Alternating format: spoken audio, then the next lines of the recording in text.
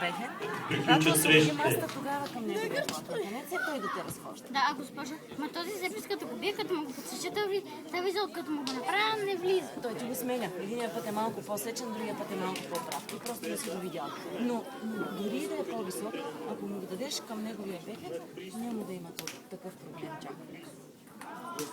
Ето така, ставаш и го избутваш сервиса към него, към бехен, за да не може да... И няма да... Ето този удар, който го правиш в лип маста, не е необходимо, защото се биеш сам. Иначе всички удобни топки, които са ти удобни, смело пускаш ръчичката, правиш собствен форкен. Ако ти е удобно я удръж, никак изобщо няма да гледаш резултат. Много е важно да не гледаш резултат. Айде!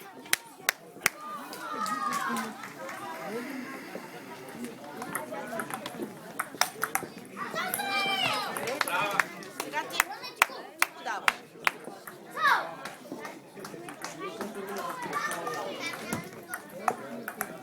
Браво! Браво!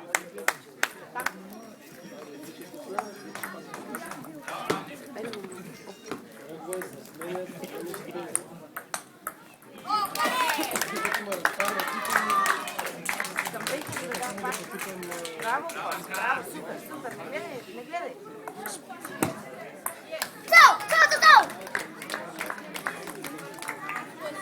Смело, не ме гледай мен.